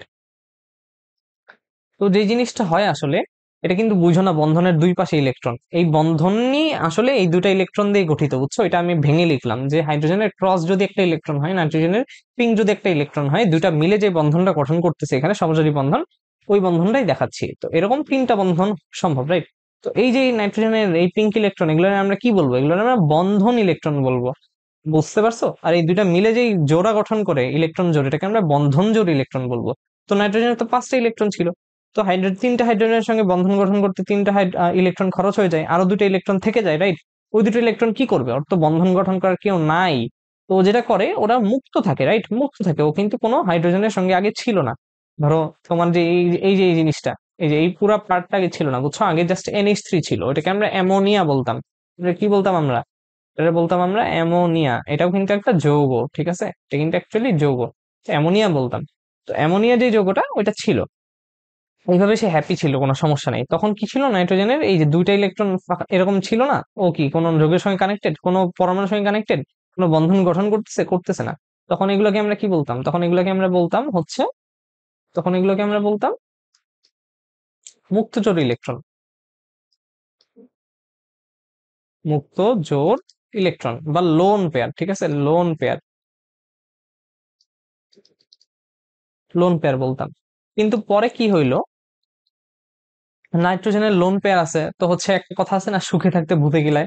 তো এরকম অবস্থা হয়ে গেছে যে ওর অনেক বেশি আছে, ওর নাইট্রোজেনের মনে হচ্ছে ভাই আমার তো অনেক বেশি আছে, আমার তো অনেক বেশি আছে, ভাই আমি একটু ডোনেট করতে চাই, আমি খুব দয়ালু, আমি একটু ডোনেট করতে চাই। তো ওর যে দুইটা ইলেকট্রন বেশি আছে, ওর তো লাগে না আসলে, ও কি করবে, ওই দুইটা ইলেকট্রন আসলে অন্য কাউকে দিতে পারবে। এক্ষেত্রে কাকে দিচ্ছে, ও একটা এইচ প্লাস কে দিচ্ছে, ঠিক আছে। এইচ প্লাস আর এইচ এর একটু পার্থক্য আমাদের বুঝতে হবে, তো আমরা একটু ইলেকট্রন বিন্যাস লিখি, ঠিক আছে। তো আমরা যদি হাইড্রোজেনে ইলেকট্রন বিন্যাস করি, হাইড্রোজেন 1 মানে পারমাণবিক নাম্বার, তো ওর কি থাকে আমরা জানি, ইলেকট্রন বিন্যাসে 1s1, আর কিছুই তো নাই, রাইট। তো এই হাইড্রোজেন গুলা কিন্তু এরকম, ঠিক আছে, এই হাইড্রোজেন গুলা হচ্ছে এরকম। ওর সব হাইড্রোজেনে একটা করে ইলেকট্রন আছে, এটা কি আমরা এই যে গ্রিন ক্রস দিয়ে দেখাইছি। কিন্তু এইচ প্লাস আর এটা কি, এটা কি এক, এইচ প্লাস আর এটা কি এক না, কিন্তু এইচ প্লাস হইলে কি হয়, ওর পারমাণবিক সংখ্যা এখনো এক, কিন্তু ওর কোনো ইলেকট্রন কিন্তু নাই, ওয়ানে জিরো হয়ে যায়, রাইট। ওর কিন্তু কোনো ইলেকট্রনই নাই, ওর ওয়ানে জিরো, ঠিক আছে। ওর জাস্ট ওর জাস্ট একটা প্রোটন আছে, আর কিছু নেই। আচ্ছা, তো এখন যে জিনিসটা হয়, ওর তো ইলেকট্রনের খুব অভাব, ওর তো মানে পুরো ফকির মিসকিন, কিছুই নাই, ওর কি একদম জিরো। আর নাইট্রোজেনের দুইটা ইলেকট্রন বেশি আছে, এক জোড়া ইলেকট্রন বেশি আছে, মুক্ত জোড় বলতেছি, তো নাইট্রোজেনের খুব দান করার ইচ্ছা হয়েছে। ও কি করবে, ওই দুইটা ইলেকট্রনকে এইচ প্লাস এর মধ্যে প্রবেশ করাই দিবে, এইচ প্লাস কে ডোনেট করে দিতে পারবে, বুঝছো, এটাকে কি বলে, ডোনেট করে দিতে পারে। এই ডোনেট করে দিতে পারে, তো ডোনেট করলে যে জিনিসটা হয়, এই দুটো ইলেকট্রন আবার কি হয়, এই যে এই এইচ প্লাস এর বা হাইড্রোজেনের হচ্ছে তোমার যে কক্ষপথ, কক্ষপথের মধ্যে, আর নাইট্রোজেনের যে কক্ষপথ, দুইজনের মধ্যে একটা শেয়ার কক্ষপথের মধ্যে থাকে, বুঝতে পারছো। তো অনেকটা এইরকম একটা সিচুয়েশন হয়ে যায় যে নাইট্রোজেন আর হাইড্রোজেনের মধ্যে এই দুটো ইলেকট্রন থাকে। তো তখন দুইজনের মাঝে যেহেতু ইলেকট্রন আছে, তো হাইড্রোজেনও মনে করে যে এই আমার তো দুইটা ইলেকট্রন দরকার, আমার দুইটা ইলেকট্রন আছে। আর নাইট্রোজেনও দেখে যে ও আমার তো দুটো ইলেকট্রন ছিল, এখনো আছে, তো আমার প্যারা নাই। তো ডোনেট করতে তো এমনিও প্যারা নেই, ও খুব দয়ালুটাই, তাই না। তো এইভাবে যে বন্ধনটা গঠন হয়, এই অ্যারো দিয়ে বোঝাচ্ছি, এটাকেই অ্যাকচুয়ালি সন্নিবেশ সমযোজী বন্ধন বলে। তো সমযোজী বন্ধন আর সন্নিবেশ সমযোজী বন্ধনের মধ্যে অ্যাকচুয়ালি কিন্তু তফাৎটা খুবই কম, দেখছো। যখন অ্যাকচুয়ালি বন্ধন গঠন হয়ে যায়, তখন কিন্তু সন্নিবেশ সমযোজী বন্ধন আর নর্মাল সমযোজী বন্ধনের মধ্যে কোনো পার্থক্যই থাকে না। এই হাইড্রোজেনও মনে করে ওর কাছে দুইটা ইলেকট্রন আছে, নাইট্রোজেনও মনে করে ও আমার ইলেকট্রন আমার কাছেই আছে। আর এখানেও কিন্তু ক্লোরিন সেম মনে করছে যে ও কিন্তু কোনো ইলেকট্রন দেয় নাই, তাই না। সিমিলার সিচুয়েশন হয়। কিন্তু সন্নিবেশ সমযোজী বন্ধন আর নর্মাল সমযোজী বন্ধনের মধ্যে পার্থক্য যেটা, সেটা হচ্ছে, আমি একটু আবার লিখি এখানে, এটা হচ্ছে তোমার সন্নিবেশ সমযোজী বন্ধন, এটা হচ্ছে এই অ্যারো দিয়ে দেখাই দিই, সন্নিবেশ সমযোজী বন্ধন। তো পার্থক্য যে জিনিসটা, নর্মাল সমযোজী বন্ধনে তোমার যে দুইটা পরমাণু অংশগ্রহণ করে, প্রত্যেক পরমাণুই একটা করে ইলেকট্রন ডোনেট করে, মানে সবাই ডোনেট করে, এখানে সবার ভাগ আছে, বুঝছো, ইকুয়াল শেয়ার। কিন্তু সন্নিবেশ সমযোজী বন্ধনের ক্ষেত্রে কি হয়, তোমার একটা পক্ষ থাকে যে খুব সুবিধাভোগী, ঠিক আছে, আর আরেকটা পক্ষ থাকে যে হচ্ছে খালি দয়ালুই আর দয়ালু। এখন তুমি একটু গেস করে বলো তো আমাকে, হ্যাঁ, তোমার গেসটা কারেক্ট। এখানে যেই NH3 যেই পার্টটা, এই যে এই যেই পার্টটা, এই যে পার্টটা, এই হচ্ছে দয়ালু পার্ট, বুঝছো, এই হচ্ছে দয়ালু পার্ট, এই কিন্তু ইলেকট্রনটা তোমার দিচ্ছে। আর যে এইচ প্লাস পার্টটা, ও কিন্তু কোনো ইলেকট্রনই দিচ্ছে না, ও জাস্ট ইলেকট্রন নিচ্ছে আর নিচ্ছে, তার মানে হচ্ছে ফকির মিসকিন পার্টটা। তো এটা হচ্ছে সন্নিবেশ সমযোজী বন্ধনের মূল বৈশিষ্ট্য, যে এই বন্ধনের মধ্যে একজন ইলেকট্রন দেয় আর আরেকজন ইলেকট্রন নেয়, বুঝতে পারছো। যে দেয় ওর কিন্তু অ্যাকচুয়ালি একটা বিশেষ নামও আছে, ওকে অ্যাকচুয়ালি আমরা বলি লুইস বেস, বুঝছো। এটা নিয়ে অনেক কথাবার্তা আছে, আবার তো খুব বেশি বলি না। আর যে নেয় ওকে আমরা তাহলে কি বলবো, লুইস অ্যাসিড বলবো, ঠিক আছে। তো এটা হচ্ছে আমাদের পড়ানোর মেইন টপিক না, জাস্ট এমনি বলার জন্য বললাম।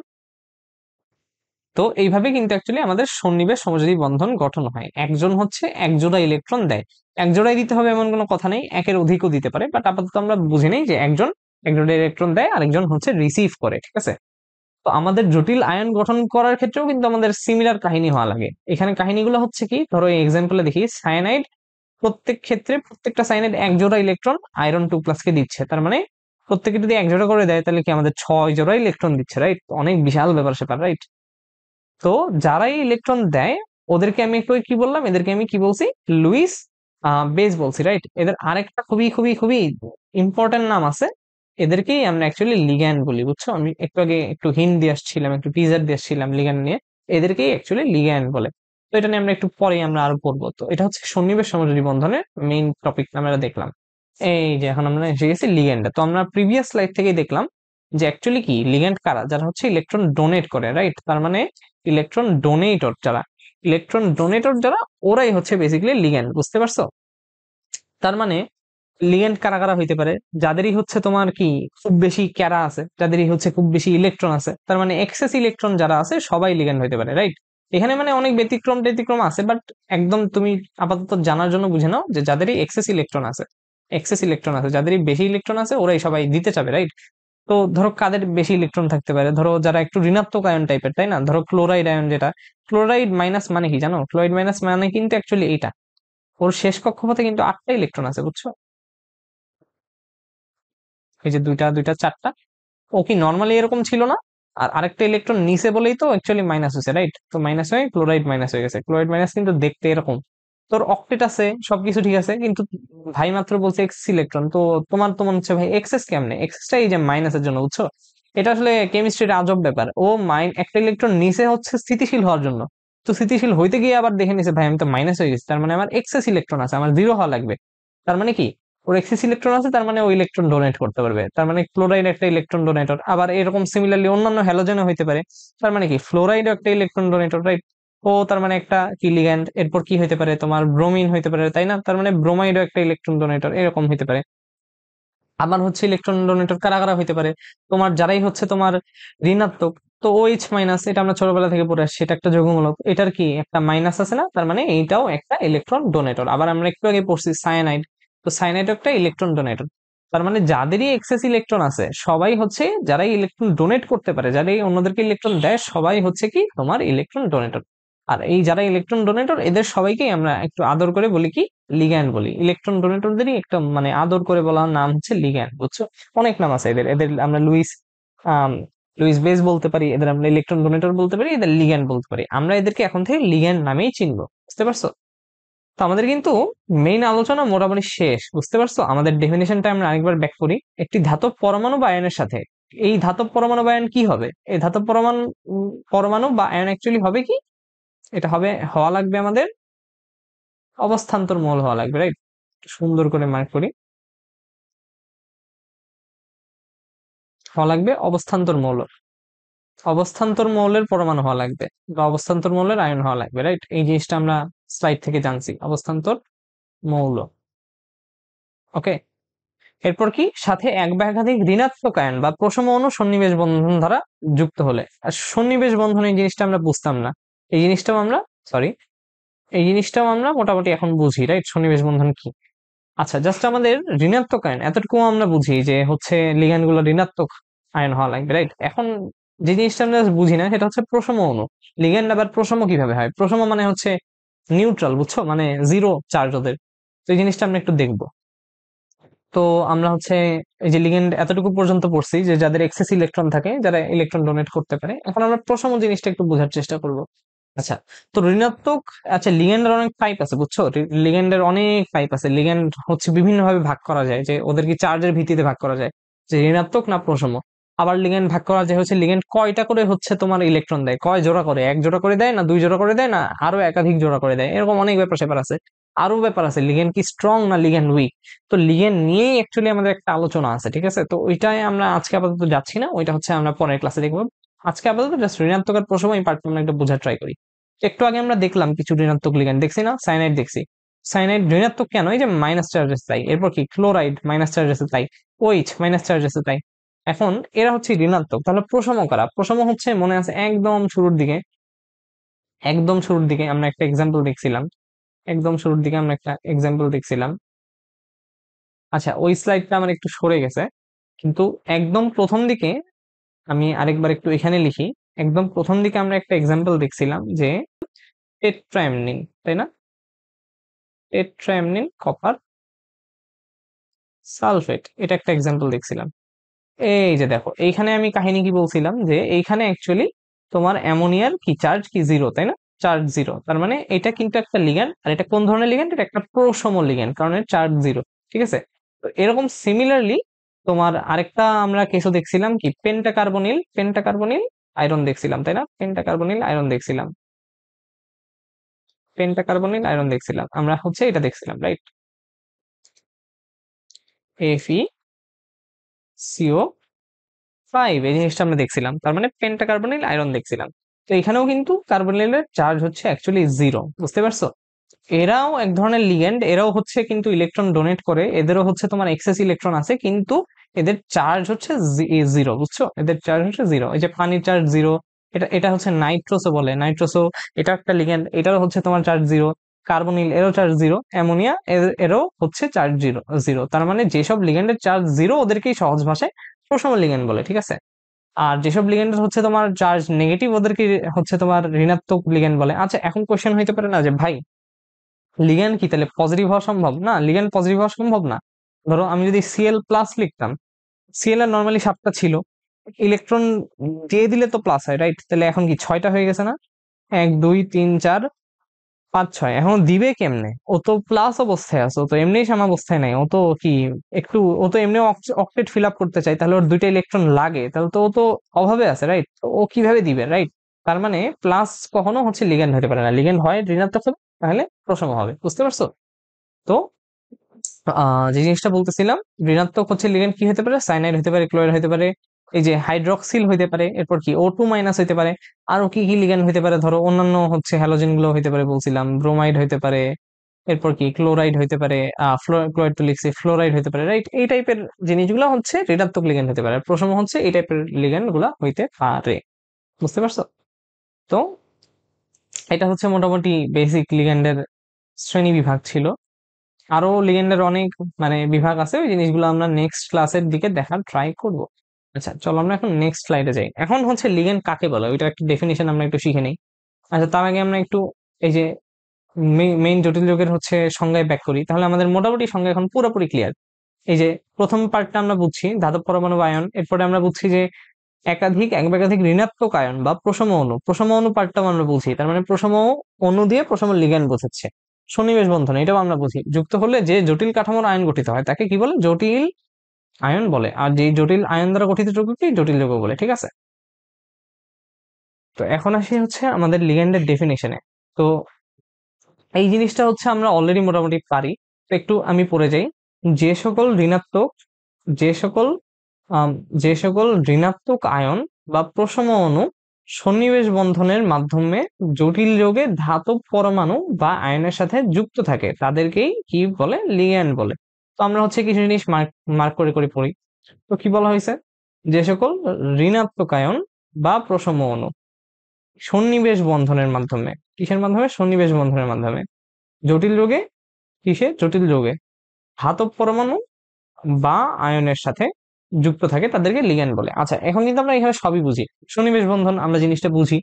যে সকল ঋণাত্মক আয়ন বা প্রশম অণু, এটা দ্বারা অ্যাকচুয়ালি কি বোঝাচ্ছে? এটা দ্বারা অ্যাকচুয়ালি লিগ্যান্ড বোঝাচ্ছে, আর তো কিছুই না, রাইট? এটাই তো লিগ্যান্ড, এখান থেকেই তো সংজ্ঞা, রাইট? লিগ্যান্ড যে ঋণাত্মক আয়ন হয় অথবা প্রশম অণু হয়, এই জিনিসটা তো আমরা বুঝছি। এই যে একটু আগে আমরা দেখলাম ঋণাত্মক হইতে পারে, আবার কি প্রশম অণু হইতে পারে, রাইট? এগুলো তো অণু প্রত্যেকটা, রাইট? এগুলো কমপ্লিট অণু। পানি আছে, অ্যামোনিয়া আছে, নাইট্রোসো আছে, এরপর কি তোমার কার্বনিল আছে। তো যে সকল ঋণাত্মক আয়ন আমরা বুঝি তা প্রশম অণু সন্নিবেশ বন্ধনের মাধ্যমে, এরা তো সবাই সন্নিবেশ বন্ধনের মাধ্যমে যুক্ত হয় তোমার হচ্ছে ধাতব পরমাণুর সাথে, রাইট? তো সন্নিবেশ বন্ধনের মাধ্যমে জটিল যৌগের ধাতব পরমাণু অথবা আয়ন, আমরা দুইটাই দেখছি যে চার্জ জিরো হইতে পারে অথবা না হইতে পারে, আয়ন হইতে পারে অথবা পরমাণু হইতে পারে। তার মানে পরমাণু হইতে পারে অথবা আয়ন হইতে পারে, এদের সাথে কি সন্নিবেশ বন্ধনের মাধ্যমে যুক্ত থাকে তাদেরকে কি বলে? লিগ্যান্ড বলে। তো এদেরকেই অ্যাকচুয়ালি লিগ্যান্ড বলে। একদম শুরুর দিকে আমি বলে আসছিলাম যে এগুলো অ্যাকচুয়ালি লিগ্যান্ড, বুঝতে পারছো? এগুলো অ্যাকচুয়ালি লিগ্যান্ড। তো আমাদের হচ্ছে তাহলে আমাদের এই জিনিসগুলো বোঝা দরকার ছিল, সন্নিবেশ বন্ধন আমাদের বোঝা দরকার ছিল, আমাদের হচ্ছে কারা আসলে হচ্ছে তোমার এই ধাতব পরমাণু হতে পারে এটা বোঝা দরকার ছিল, আর হচ্ছে আমাদের বোঝা দরকার ছিল লিগ্যান্ড অ্যাকচুয়ালি কি। এই জিনিসগুলো আমাদের বোঝা দরকার ছিল, এই জিনিসগুলো আমরা এখন বুঝি। তাহলে আমরা মোটামুটি জটিল আয়ন বা জটিল যৌগ কাকে বলে, জটিল যৌগ কিভাবে মোটামুটি গঠিত হয়, জিনিসগুলো আমরা বুঝি। এখন আমাদের যে জিনিসটা আজকে আমরা এই ক্লাসটা শেষ করবো, সেটা হচ্ছে আমরা কিছু এক্সাম্পল দেখবো, ঠিক আছে? তো জটিল যৌগের এক্সাম্পল দেখলেই আমরা আরো বেশি ক্লিয়ার হবো। তো জটিল যৌগের অনেক রকমের এক্সাম্পল হইতে পারে। প্রথমে আমি যে দুটো এক্সাম্পল লিখে রাখছি, চলো দেখি। এটার নাম হচ্ছে তোমার পটাশিয়াম ফেরোসাইনাইড, এটার নাম হচ্ছে পটাশিয়াম ফেরিসাইনাইড। ফেরো আর ফেরি মানে কি ভাই? ফেরো আর ফেরি কিছুই না, এখানে হচ্ছে তোমার যে আয়রনটা, এই যে এতটুকু কি বাইরে থেকে দেখতে সেম মনে হয় না?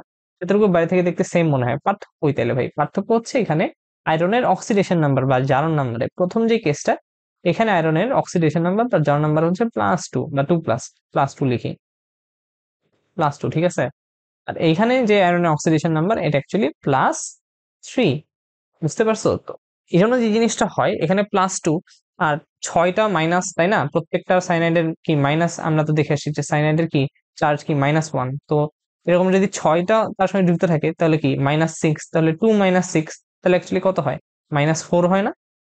তো অ্যাকচুয়ালি যে জটিল আয়নটা গঠিত হয় সেটার হচ্ছে তোমার চার্জ -4 হয়, আর এখানে যে জিনিসটা হয় তোমার +3 হয় আয়রনের। এখানে তো 6টা, তো 3 - 6 তাহলে কি -3 হয়, রাইট? এই জন্য এখানে 3টা পটাশিয়াম লাগছে, এখানে 4টা পটাশিয়াম লাগছে। এটা যেহেতু আয়রনের কম অক্সিডেশন নাম্বার, এই জন্য এটার নাম ফেরোসায়ানাইড। এটা যেহেতু আয়রনের বেশি অক্সিডেশন নাম্বার, এই জন্য ফেরি হয়ে যায়, ঠিক আছে? এর নাম হয় পটাশিয়াম ফেরিসায়ানাইড, ঠিক আছে? অথবা এটার অন্য নামও আছে, পটাশিয়াম হেক্সাসাইনোফেরেট 2, কারণ এই যে এখানে চার্জ অক্সিডেশন নাম্বার হচ্ছে 2, তাই হচ্ছে পটাশিয়াম হেক্সাসাইনোফেরেট 2। আর এটা পটাশিয়াম হেক্সাসাইনোফেরেট 3, কারণ এখানে অক্সিডেশন নাম্বার 3, ঠিক আছে? এটা হচ্ছে একটা এক্সাম্পল। এগুলা কি, এই দুইটাই কি তোমার ঋণাত্মক, এই দুইটাই কি অ্যানায়ন, তাই না? এই দুইটাই হচ্ছে তোমার ঋণাত্মক কি জটিল আয়ন। এখন কি হচ্ছে তোমার ধনাত্মক জটিল আয়ন হতে পারে না, ধনাত্মক জটিল আয়ন হতে পারে। আমরা শুরুর দিকে একদম পড়ে আসছিলাম এই জিনিসটা, টেট্রামনিন কপার সালফেট। এই জিনিসটার চার্জ কত? চার্জ হচ্ছে 2+, তাই না? কারণ কি এখানে কপারের চার্জ হচ্ছে 2+, আর অ্যামোনিয়া তো আমরা পড়ে আসছি এটা হচ্ছে প্রশম লিগ্যান্ড, তাই চার্জ 0, রাইট? তো হচ্ছে আমাদের যেই ওভারঅল যেই আমাদের জটিল আয়নটা হয় সেটা একটা ক্যাটায়নিক জটিল আয়ন হয়, সেটার হচ্ছে চার্জ কি 2+ হয়, ঠিক আছে? এরপর হচ্ছে আমরা আরেকটা কপারেরই এক্সাম্পল দেখব। এটা কি, এখানে হচ্ছে কপারের সঙ্গে 4টা ক্লোরাইড, কি মনে আছে ক্লোরাইড? এই যে এখানে ক্লোরাইড কি একটা, এটাও কি একটা লিগ্যান্ড, রাইট? তো এখানে 4টা ক্লোরাইড লিগ্যান্ড যুক্ত হয়ে আমার হচ্ছে আরেকটা জটিল আয়ন গঠন করে। এখানেও হচ্ছে কপারের যেই হচ্ছে তোমার চার্জ সেটা হচ্ছে 2+, ঠিক আছে, অক্সিডেশন নাম্বার। তো আমরা আরেকটা হচ্ছে তোমার যেই জটিল আয়নটা পাচ্ছি, এটাই কিন্তু একটা নেগেটিভ জটিল আয়ন পেয়ে যাচ্ছি। এটার নাম হচ্ছে তোমার আম টেট্রাক্লোরো কিউপ্রেট 2 আয়ন, বুঝতে পারছো? এটা কিন্তু অ্যানায়নিক জটিল আয়ন পেয়ে যাচ্ছি। তার মানে দেখো, এই কপার একই কিন্তু তোমার কেন্দ্রীয় পরমাণুর সাথে আলাদা আলাদা হচ্ছে লিগ্যান্ড যুক্ত হয়ে এটা কিন্তু একটা কি ধনাত্মক বা হচ্ছে তোমার ক্যাটায়নিক হচ্ছে তোমার কি জটিল আয়ন গঠন করতেছে, আর এখানে কি একটা অ্যানায়নিক জটিল আয়ন গঠন করতেছে। তার মানে কি দুইটাই সম্ভব। এই জিনিসটা হচ্ছে আমি তোমাদেরকে দেখাইতে চাচ্ছিলাম। এরপরে আর কি কি এক্সাম্পল হইতে পারে জটিল আয়নের, চলো আমরা একটু দেখি এখানে, একটু আমরা নিচে আসি, একটু নিচে আসি। আমরা হচ্ছে আরো কিছু এক্সাম্পল দেখবো জটিল আয়নের। যত বেশি এক্সাম্পল আমরা জানবো তত হচ্ছে আমাদের কনসেপ্টটা ক্লিয়ার হবে, ঠিক আছে? আচ্ছা, এরপরে হচ্ছে আর কি এক্সাম্পল হইতে পারে? আম হইতে পারে হচ্ছে তোমার এই যে CuCl4 2- যদি হয় তাহলে হচ্ছে এটাও হইতে পারে NiCl4 ঠিক আছে? এটাও একটা জটিল যৌগ, এটা একটা জটিল আয়ন আর কি। এখানে হচ্ছে কপারের মতো নিকেলেরও হচ্ছে তোমার অক্সিডেশন নাম্বার 2+, ক্লোরিন তো 4টা, তো প্রত্যেকটা হচ্ছে -1 করে, তো 2 - 4, এই জন্য 2 আমরা আরেক জটিল হচ্ছে আয়ন পাচ্ছি। এর সঙ্গে এটাই যদি আমি যৌগ গঠন করতে চাইতাম তাহলে কি করতে হতো? তাহলে হচ্ছে জাস্ট এটার সঙ্গে আমার একটা ক্যাটায়ন লাগাই দিলে হতো, তাই না? এটা হচ্ছে যেহেতু 2-, তার মানে আমি যদি 2টা পটাশিয়াম লাগাই দিই, ঠিক আছে, 2টা পটাশিয়াম যদি লাগাই দিই তাহলে আমি কিন্তু অ্যাকচুয়ালি জটিল যৌগ পেয়ে যাই। বুঝতে পারছো? এরপর আর কি হইতে পারে, আর কি কি হইতে পারে চলো আমরা দেখি।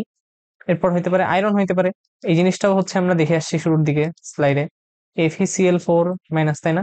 FeCl4-, এখানে হচ্ছে এখানে আয়রনের হচ্ছে তোমার অক্সিডেশন নাম্বার কত? অক্সিডেশন নাম্বার হচ্ছে 3+, ঠিক আছে?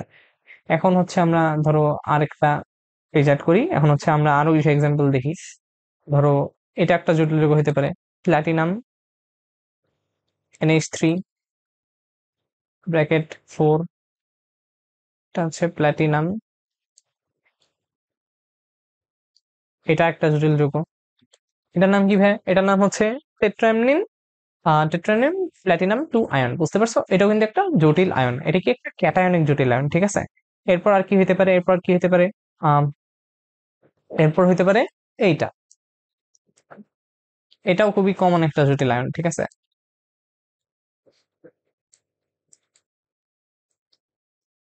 ডাইঅ্যামনিন ডাইঅ্যামনিন সিলভার হাইড্রোক্সাইড, ঠিক আছে? এটা কিন্তু আরেকটা জটিল যৌগ হয়ে গেল, ডাইঅ্যামনিন সিলভার হাইড্রোক্সাইড। এখানে কেন্দ্রীয় ধাতব পরমাণু কোনটা? এই যে সিলভার। এখানে কেন্দ্রীয় ধাতব পরমাণু কোনটা? প্ল্যাটিনাম, ঠিক আছে? আচ্ছা, এই ওইটা না হয়ে অন্য যে কোনো কিছু হইতে পারতো, তাই না? এটা কি? তাহলে এখন এটা একটা জটিল আয়ন হয়ে গেছে। এই জটিল আয়নের হচ্ছে তোমার চার্জ কত? জটিল আয়নের চার্জ হচ্ছে এখানে +1, ঠিক আছে, OH মাইনাসের কি -1 ছিল, তো এর অবশ্যই +1। এখানে সিলভারের কত চার্জ, কত এখানে সিলভারের চার্জ হচ্ছে +1, বুঝতে পারছো, এখানে প্লাটিনামের চার্জ কত +2, বুঝতে পারছো, এরকম। এরপর চলো আমরা আরো কিছু এক্সাম্পল দেখি। এখন হচ্ছে আমরা একটু প্রশম লিগেন্ডের কিছু এক্সাম্পল দেখি। একদম প্রথম দিকে মনে আছে আয়রন, CO5, হচ্ছে পেন্টা কার্বনিল আয়রন, এইটা একটা এক্সাম্পল দেখছি। এটার মতো আরেকটা হচ্ছে হইতে পারে সিমিলার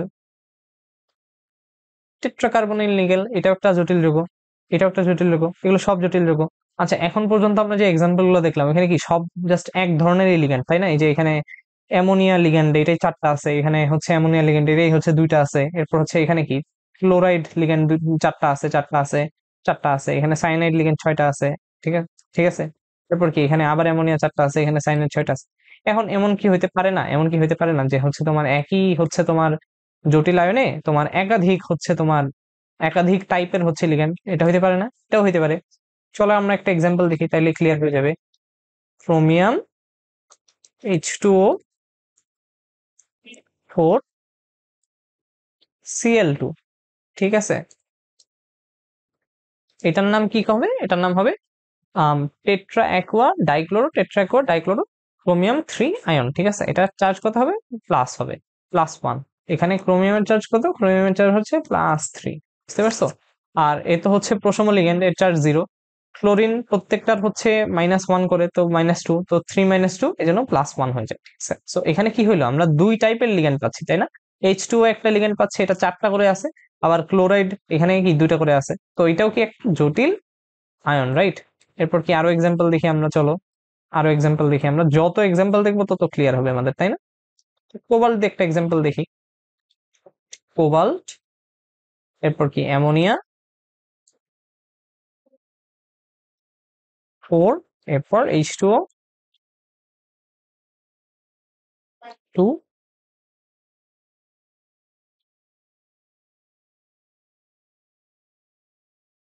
Cl3, এটার নাম কি হবে ভাই?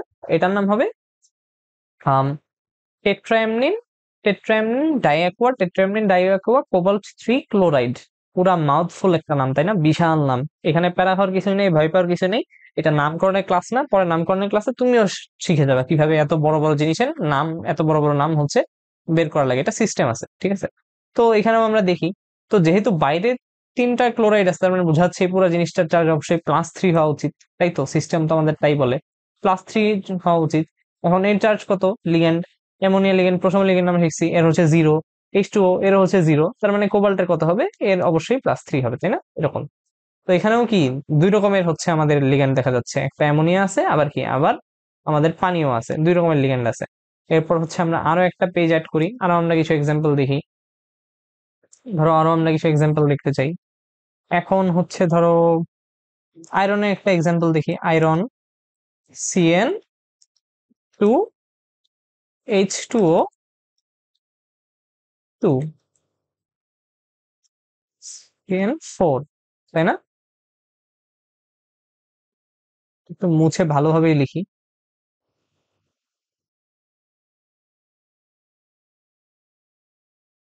আয়রন CN4H2O2, ঠিক আছে। এটার কি চার্জ কত? চার্জ হচ্ছে 2 মাইনাস, ঠিক আছে, চার্জ হচ্ছে 2 মাইনাস। এখন এখানে চলো আমরা একটু দেখি এই জিনিসটার নাম কি। এটার নাম হচ্ছে ডাইঅ্যাকোয়া টেট্রাসায়ানো ফেরেট 2, ডাইঅ্যাকোয়া টেট্রাসায়ানো ফেরেট 2 আয়ন, ঠিক আছে। তো এখানে হচ্ছে লিগ্যান্ড যেটা আয়রন, H2O পানি, এটার হচ্ছে তোমার তো চার্জ 0, প্রথম লিগ্যান্ড আমরা জানি। সাইনাইডের হচ্ছে -1 করে, তো এখানে আয়রন হচ্ছে তোমার +2, তো এখানে +2 আর এখানে 4টা মাইনাস, তো 2 - 4 এই জন্য 2 মাইনাস হয়ে যায়, বুঝতে পারছো। এটাও একটা জটিল আয়ন। এরপরে আমরা আরেকটু কমপ্লেক্স একটা জটিল আয়ন দেখি, এটা দেখেই আমরা মোটামুটি আজকে আমাদের ক্লাস শেষ করব, ঠিক আছে। এখানে যে জিনিসটা হবে, কোবাল্টের সঙ্গে, একটু ভালোভাবে লিখি, কোবাল্টের সঙ্গে 6টা অ্যামোনিয়া, কোবাল্টের সঙ্গে 6টা অ্যামোনিয়া, থার্ড ব্র্যাকেট। এখন এখানে একটা মজার কাহিনী হবে, দেখবা। FeCl4 3। এখন তো পুরো ভয় পেয়ে গেলা তোমরা, রাইট? যে এতক্ষণ পর্যন্ত তো ভাই খালি দেখাইছে যে হচ্ছে একটা করে থার্ড ব্র্যাকেট, একটা করে থার্ড ব্র্যাকেট, 2টা করে থার্ড ব্র্যাকেট কেমনে আসলো? ঠিক ধরতে পারছো, এখানে দুইটা জটিলায়ন আছে, ঠিক আছে, বুঝতে পারছো, এখানে দুইটা জটিলায়ন আছে। এখানে হচ্ছে এটা একটা জটিলায়ন, এটা একটা জটিলায়ন, এখানে ভয় পাওয়ার কিছুই নাই। আমি জাস্ট যেটা বুঝাইতে চাচ্ছি যে আমরা প্রথম দিকে আরো একটা জিনিস পড়ে আসছি, ওই জিনিসটাও তার মানে অ্যাকচুয়ালি ট্রু না, তাই না? আমরা পড়ে আসছি জটিলায়ন প্লাস ক্যাটায়ন অ্যানায়ন মিলে জটিল যৌগ গঠন হয়, তার মানে এই জিনিসটা অ্যাকচুয়ালি পুরোপুরি সত্য না। জটিলায়ন প্লাস জটিলায়ন মিলেও কিন্তু তোমার জটিল যৌগ হইতে পারে। তো এটাই কিন্তু আমাদের লাস্ট যে শিখার বিষয় ছিল এখান থেকে, যে দুইটা জটিলায়ন মিলেও কিন্তু অ্যাকচুয়ালি জটিল যৌগ গঠন করতে পারে। এটাও একটা জটিলায়ন, এটা একটা জটিলায়ন। তো দুইটা জটিলায়ন মিলে অ্যাকচুয়ালি একটা জটিল যৌগ গঠন করছে। এটার নাম কি? এটার নাম হচ্ছে বিশাল ভাইয়া। এটার নাম মুখস্থ করার কিছু নেই, তুমি শিখবে পরে। আশা করি এটা তোমাদের এক্সামে দিবে না, দিলে তোমরা সব শেষ আসলে। এটা কঠিন কিছু না, বাট এই তো। আচ্ছা, তো এই পুরো জিনিসটার অ্যাকচুয়ালি চার্জ হচ্ছে +3। তো এই জিনিসটার চার্জ হচ্ছে -1 করে। অ্যাকচুয়ালি এটা তুমি কিভাবে, এটা কিন্তু আমি তোমাদের দেখাইছি, এই যে আগের স্লাইডেই তোমাদের দেখাইছি, প্রিভিয়াস। এই যে FeCl4, এই পুরো জিনিসটা একটা জটিলায়ন, যেটা চার্জ হচ্ছে -1, তাই না?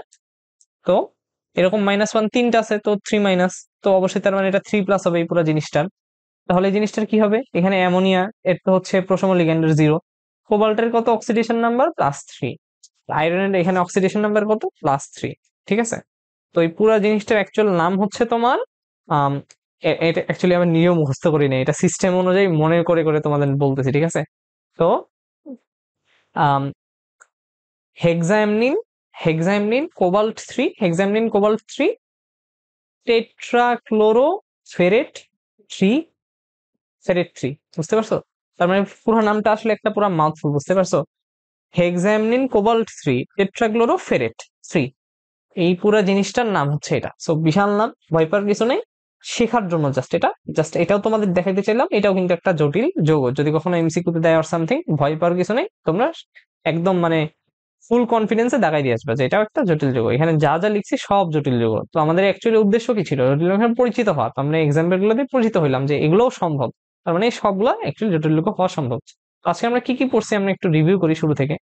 তো আমরা প্রথমেই হচ্ছে প্রথমে হচ্ছে জটিল যৌগ কি জিনিসটা বোঝার ট্রাই করছি, যে জটিল যৌগের দুটা পার্ট থাকে, জটিল আয়ন থাকে, ক্যাটায়ন আয়ন থাকে, যদিও পরে একটু আগে আমরা প্রুফ করলাম যে জিনিসটা নাও হইতে পারে। এরপরে আমরা কি শিখছি? এরপর হচ্ছে আমরা দেখছি বিভিন্ন জটিল যৌগ, এই যে আমরা এখানে কিছু জটিল যৌগ দেখছি, এখন জটিল যৌগ থেকে আমরা হচ্ছে বোঝার ট্রাই করছি। এরপর আমি তোমাদের একটা ট্রিক শিখাইছি, যে হচ্ছে জটিল যৌগ কিভাবে আইডেন্টিফাই করবা। এরপরে হচ্ছে কি, এরপরে হচ্ছে জটিল যৌগের কিছু আকৃতি দেখাইছি। এরপর জটিল যৌগের ডেফিনেশন আমরা পড়ছি। এরপর ডেফিনেশন থেকে আমরা আলাদা আলাদা জিনিস পড়ছি, অবস্থান্তর মৌল সম্পর্কে জানছি, সন্নিবেশ বন্ধন সম্পর্কে জানছি, লিগ্যান্ড সম্পর্কে জানছি, লিগ্যান্ডের দুইটা প্রকার সম্পর্কে জানছি, আবার লিগ্যান্ডের ডেফিনেশন শিখছি। এরপর হচ্ছে আমরা অনেকগুলা হচ্ছে মোটামুটি এক্সাম্পল দেখছি জটিল যৌগের। এই এক্সাম্পল গুলো যদি তুমি মোটামুটি পারো, তাহলে তোমার মোটামুটি আটকানোর মতো কোনো কারণ নাই, বুঝতে পারছো? তো মোটামুটি এটাই ছিল আজকে আমাদের ক্লাসের লেসন। আমাদের আজকে শেখার উদ্দেশ্য ছিল জটিল যৌগের সঙ্গে পরিচিত হওয়া, আমরা পরিচিত হওয়ার চেষ্টা করছি। তো আজকের ক্লাস মোটামুটি এই পর্যন্তই। আমরা হচ্ছে এইচএসসি ইকুয়েশন আমরা হচ্ছে এইচএসসি ইকুয়েশন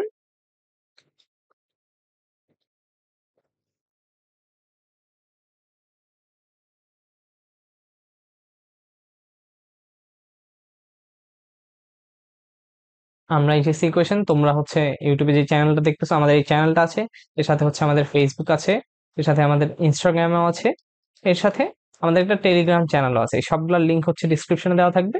এখান থেকে তোমরা বিভিন্ন রকম হেল্প পেতে পারো, বিভিন্ন রকম রিসোর্স পেতে পারো। আশা করি তোমরা আমাদের সঙ্গে কানেক্টেড থাকবে। আর এই জটিল যোগের কনসেপ্টেরই হচ্ছে সামনের আরো যে ক্লাসগুলো, আরো যে জিনিসগুলো পড়াবো বলছি, এই জিনিসগুলো পেতে অবশ্যই অবশ্যই আমাদের সঙ্গে হচ্ছে সাবস্ক্রাইব থাকার চেষ্টা করবে।